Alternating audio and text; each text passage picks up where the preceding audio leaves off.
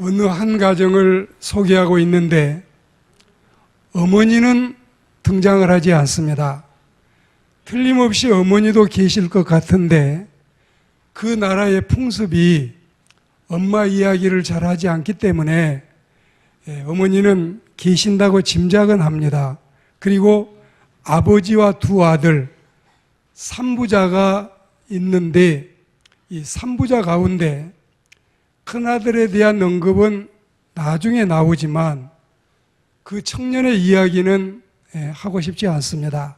오늘은 이 아버지와 둘째 아들, 이 두 부자 간의 말씀을 여러분에게 편안하게 듣기 쉽게 은혜롭게 한번 우리 말씀을 나누는 귀한 시간을 갖겠습니다. 이 두 번째 아들이 부친의 유산을 미리 상속받아서 그리고 자기가 받은 재산을 탕진하고 그리고 그 후에 당한 고난과 고독은 많은 인생들에게 깊은 교훈을 주고 그리고 이 철없는 인생들에게 시사함이 굉장히 큰 이 단순한 내용 같지만 아주 의미 있는 말씀을 우리는 오늘 접하고 있습니다. 여기 부친은 하나님을 대신하고 그리고 둘째 아들은 전 인생의 대명사로 이해를 하시면 오늘 말씀을 듣기가 더 좋겠습니다. 우리에게는 행복의 조건도 있고 불행의 원인도 있습니다. 그래서 우리는 이 시간에 하나님이냐 재물이냐, 그렇지 않으면 하나님의 뜻이냐 인간의 뜻이냐, 한 번 더 나간다면 하나님의 품이냐 세상의 품이냐, 이 세 가지를 견주어 보면서 하나님에게서 행복이 오고 하나님의 뜻을 행함으로 행복이 오고 하나님의 품에 있을 때 인생의 진정한 행복이 오는 것이지, 돈은 너무 좋지만 그것만이 행복의 보증서가 아니다. 내 마음대로 할 수 있는 게 너무 자유롭지만 그게 대수는 아니다. 그리고 쾌락과 향락과 오락과 술과 도박과 마약, 이런 것들이 널려있는 세상의 품이 하염없이 그립지만 그게 아마 여러분을 너무 행복하게 하지는 못할 거다. 이런 마음을 가지고 오늘 여러분들은 이 둘 중에 골라 잡으면 되고 선택은 자유입니다. 인생은 자기가 마음 먹은 만큼 행복해질 수 있고 사람은 자기가 행동한 결과에 따라서 불행의 나락으로 떨어지기 때문에 이 중한 두 과제 그리고 이 두 상품을 여러분 앞에 놓았으니 여러분이 골라 잡으셔. 여러분이 한번 은혜롭게 후회 없는 선택을 하는 이 시간이 되기를 주의 이름으로 권면합니다. 첫째는 하나님이냐 재물이냐.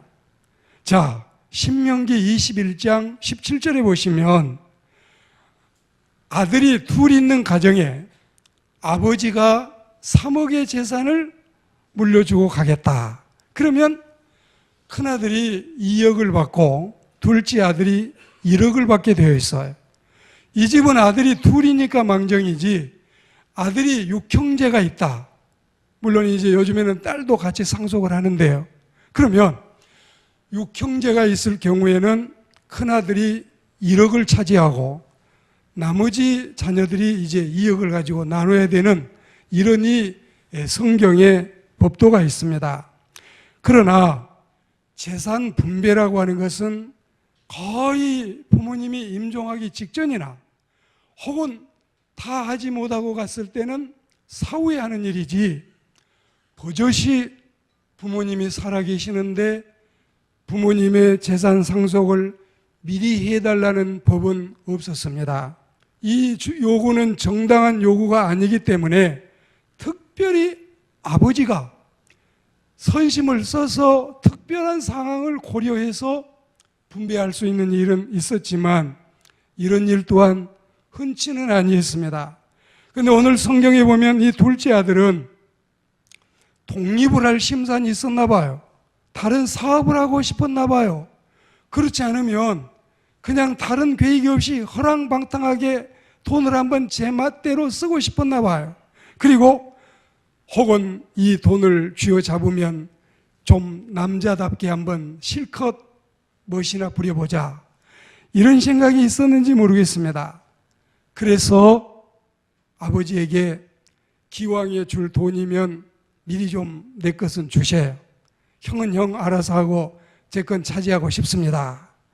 그런데 하나님과 부모는 재물보다 더 차원이 귀한데도 불구하고 이 사람은 지금 자기에게 물려받을 재산에 많은 관심을 가지고 있습니다. 그럼에도 불구하고 부모보다 재산에 대한 관심이 큰 이 둘째 아들에 대해서 아버지는 어떤 심정을 가지고 계셨는지는 모르지만, 그래, 요구하니 한번 너 뜻을 들어주겠다. 그리고 이 둘째 아들에게 물질을 분배를 했는데, 하나님은 물질을 초월해야 비로소 거기 계시지, 재물이 우리 눈앞을 가로막으면 하나님은 희미해지고 하나님이 잘 보이지를 않아요. 자, 깨놓고 얘기해 보아요. 저도 어려서부터 교회 다닌 사람이고 이 성직자 생활도 오래 했는데, 우리 똑같이 같이 한 사람의 일반인으로 얘기해 봅시다. 돈 싫어하는 사람 누가 있어요? 재산 원치 않는 사람 누구 있어요? 재물, 땅, 논, 밭 다 좋아하는 거 아니에요? 근데 우리는 오늘 이게 너무 좋은 건데 그 위에 더 좋은 게 있다는 거, 이걸 여러분에게 소개하고 싶은 것입니다. 하나님을 앞세우고 살아도 얼마든지 인생은 행복할 수 있습니다. 재물을 앞세우면 그게 대수일 줄 알고, 그게 제일 영리한 일인 줄 알고, 그게 가장 민첩한 행동처럼 여겨지지만 그렇지 않는 경우가 세상에는 많이 있답니다. 그리고 성경은 이걸 굉장히 위험하게 취급하고 있습니다. 빵이면 영혼도 족할 줄 알지만, 돈만 가지면 만사가 오케이 같지만 그게 아닌 데에 인생의 약점이 있습니다.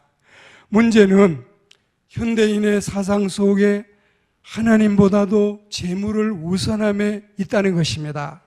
이는 하나님 나라와 하나님의 의를 먼저 구하라고 하신 마태복음 6장 33절의 말씀과 정면 배치되고, 그리고 하나님이 기뻐하시지도 않는다.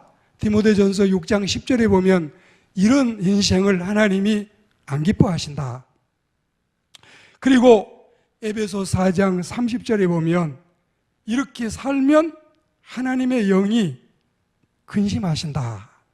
하나님은 이 세상을 창조하신 조물주이시고 우리 인간도 너나 없이 여러분이나 저나 우리 모두는 하나님의 지으심을 받은 피조물이에요.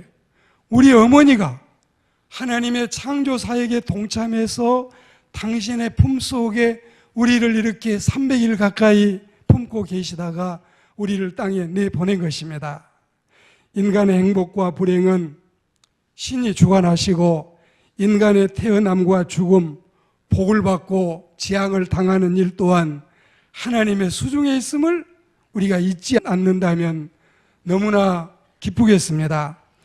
그러니까 돈이나 물질이나 재물이나 논이나 밭이나 땅이나 밥이나 죽이나 떡이나 모두 엄청나게 좋아도 이거 없이는 우리가 일순간도 살아가기 어려울 것 같아도 하나님이 더 좋다. 그 이야기를 여러분 한번 들어보십시오. 그리고 하나님은 인간이 당신보다도 세상의 재물을 더 좋아하면은 이걸 우상 숭배라고 규정을 하셨어요. 오늘날 사람들이 하나님보다 재물을 더 사랑할 뿐만이 아니라 재물이 이 손발을 꽁꽁 묶어가지고 사람이 옴짝달싹도 못하게 시키는 대로 하는 이러니 바보 인생을 사는 사람이 얼마나 많습니까? 하나님이냐 재물이냐 하면 재물이 진짜 좋은데 그 앞에 하나님이 계심을 여러분이 잊지 마시기를 부탁합니다. 그리고 두 번째는 하나님의 뜻이냐 내 뜻이냐. 자, 여러분들은 하나님이 여러분을 마구 간섭하시는 분으로 오해를 하지 마셔요. 하나님은 여러분을 마구 못살게 굴고 귀찮게 하고 내 마음대로도 못하게 하고 따분하게 하고 골치 아프게 하고 정말 이 뭐라고 할까요? 흥건히 젖어 살고 싶은데 실컷 세상에 나가서 탕진하고 싶은데 하나님이 방해꾼이란 말이야. 이런 생각을 하지 않고 신사답게 한번 냉정하게 생각을 해보셔요. 인생이 육체의 욕망을 따라 품는 뜻과 하나님의 뜻이 다르다. 인생이 자기 생각대로 걸어가는 길과 하나님이 제시하신 구원의 길이 다르다. 인생이 하나님이 없이 내린 판단은 왕왕 오판일 때가 많다. 여기에 여러분이 공감할 수 있으면 좋겠는데요. 오늘 이 가정에 둘째 아들이, 이 청년이 부친을 떠나서 내 마음대로 독립해 살면 무척이나 행복하고 썩 좋을 것 같고 신나는 신라의 달밤 같을 줄 알았는데 그게 아니었어요. 당해놓고 보니까 이거 아니네. 내가 오판했네.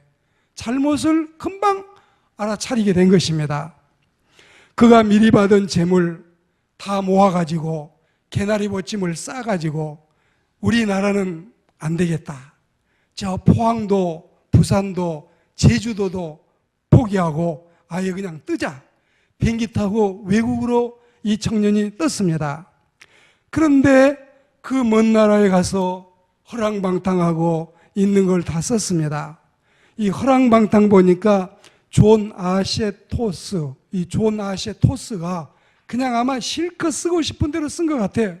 그냥 막 기생이 와서 팁 달라고 하면 요구하는 것보다 더 주고 100만 원짜리만 이마에 딱 붙여줘도 좋아할 텐데 애따 하나 더 주자. 막 200씩 붙여주고 그리고 친구가 너 돈밖에 없지? 있는 거 돈밖에 없으니 거기서 만난 갑자기 생긴 친구가 이리이리 하자고 하면 에라 기분이다. 막 쓰자. 이런 식으로 돈을 써대니 여러분 얼마나 가겠어요? 하루에 쓸 돈이 여러분 쓰자고 보면 끝없이 써지는데 얼마 안 가서 재산은 다 허비되고 돈 떨어지고 신발 떨어지고 양복도 떨어지고 양식도 떨어지고 다 떨어졌는데 아이고 그 나라에 흉년까지 떠들었어요. 여러분 흉년이 들면은 이게 좋은 직장은 고사하고 어려운 직장 하나도 구하기가 어렵게 된 것입니다. 세상 만사 내 마음대로 내 뜻대로 될 줄 알았더니 이거 아니네. 쓰리 쓴맛을 이 아들이 보게 된 것입니다. 고린도전서 1장 25절에 보시면 하나님의 어리석음이 사람보다 지혜롭다. 하나님의 약하심이 사람보다 강하다. 그리고 이사야 55장 8절에 보시면 하나님의 생각이 사람의 생각과 다르며 하나님의 길은 사람의 길과 다르다. 그리고 55장 9절에 보시면 이는 하늘이 땅보다 높음같이 내 길은 하나님의 길은 인생의 길과 다르며 하나님의 생각은 너희 생각, 사람의 생각과 다르고 더 높다. 하나님을 믿고 살면 하나님을 믿고 신앙생활하고 살면 절대 여러분 망하지 않아요. 그리고 여러분의 재미가 감축되지 않아요. 하나님 믿고 살면 얼마든지 더 행복하게 살 수 있을 줄 믿습니다. 우리는 하나님 믿고 살아도 예로부터 지금까지 하나님의 뜻을 앞세우고 신앙생활 잘하고 살아서 손해본 사람 아무도 없습니다. 우리나라에도 10대 재벌 중에는 80%가 5대 재벌 중에도 4명이 세계 만방에도 모든 재벌들이 다 예수 믿는 신자들이에요. 공부도 더 잘해요. 그리고 여러분 이 하버드, 예일, 스탠포드, 버클리 또 여러분, 이런 이 유명한 대학교에 1위에서 5위 차지하는 학생들은 다 예수 믿는 사람들이 차지해요. 그리고 옥스포드나 캠브리지나 그 유명한 대학에 다 교인들이 다 들어가는 겁니다. 우리는 예수 믿고 사업 잘 된 거, 예수 믿고 고기 잘 잡히는 거, 예수 믿고 돈 수입 잘 되는 거, 예수 믿고 대박 나는 거, 예수 믿고 수지 맞는 거, 예수 믿고 복 터진 거, 예수 믿고 성공한 거 얼마든지 수없이 지상에서 볼 수 있습니다. 절대로 신앙생활하는 거 힘들게 어렵게 생각하지 않고 하나님 잘 믿고 믿음으로 살아갈 마음이 우리 마음속에 막 용솟음치는 일어남이 있기를 주의 이름으로 축복합니다. 하나님의 뜻보다 자신의 뜻을 펼치고 살려고 하면은 평안하지도 않아요. 안전하지도 않아요. 행복할 수 없어요. 우리는 먼저 하나님의 뜻이 무엇인지 분별할 수 있어야 됩니다. 로마서 12장 2절에 보시면 하나님의 선하신 뜻, 하나님의 기뻐하신 뜻, 그리고 하나님의 온전하신 뜻을 분별해서 후회 없는 인생을 살아갈 것을 우리에게 권고하고 있습니다. 우리 주님은 산에 올라가서 기도하실 때도 간절히 기도해 놓고 그러나 내 원대로 마시고 하나님의 원대로 하십시오. 우리는 너무 자기만 앞세우면 안 되는 거예요. 내가 제일 잘난 것 같고 내가 제일 똑똑한 것 같고 내 판단이 최고인 것 같아도 그거 여러분 허망할 때가 많습니다. 자, 꾀꼬리와 와가리, 꾀꼬리가 가장 고운 음성을 내고 와가리가 제일 시끄러운 소리를 낸다는데 근데 와가리가 들어보면 자기 목소리가 자기 귀에 제일 좋아. 꾀꼬리보다 더 은혜롭게 들려요. 사람은 남을 판단하는 데는 천재고 자기를 판단하는 데는 둔재이기 때문에 항상 자기가 오판을 해놓고도 자기가 시행착오를 해놓고도 자기가 바보같이 선택을 해놓고도 또 자기가 잘한 줄로 착각을 해요. 그게 여러분 너나 없이 우리 인생의 허망한 모습이 아니겠습니까? 이 청년은 독립을 해서 잘 경영을 해 나가면 재산이 불어날 줄 알았어요? 또는 신라의 달밤처럼 인생이 마냥 행복할 줄 알았어요? 화려할 줄 알았어요? 진탕 재미날 줄 알았어요? 호사스러울 줄 알았어요? 그런데 집을 나가보니 부모님 곁을 떠나보니 독립해보니 혼자가 되고 보니 세상은 생각보다 녹록하지도 만만치도 아니했습니다. 재산은 건물처럼 날아갔습니다. 그리고 모든 주변의 사람들도 다 가라소리 안 해도 제 갈 길로 다 떠나갔습니다. 신발도 양식도 돈도 다 떨어지고 취직하려고 하니 자리는 없어서 이는 떠나올 때에 성경을 알았다면 요셉이나 다니엘처럼 나도 국무총리나 됐으면 외국에 나가서 국무총리나 됐으면 싶었겠지만 가축 사육인이 되고 말았습니다. 그리고 그는 끼니쯤이야 어디 가서 삼시세끼 삼식이 노릇이야 못하겠냐 싶었겠지만 이 작은 자기의 배 하나도 이 스토막 하나도 마음 놓고 채우지를 못했던 것입니다. 좀처럼 주변의 사람들은 그 나라의 사람들은 입에 대지 않던 주염 열매의 맛을 처음 맛보았습니다. 그 맛이 어땠을까요? 그 맛이 이 주염 열매의 맛이 어떠했을까요? 케라티온이라고 하는 이 주염 열매 사람들은 안 먹었어요. 동물의 가축에 사려놨었어요.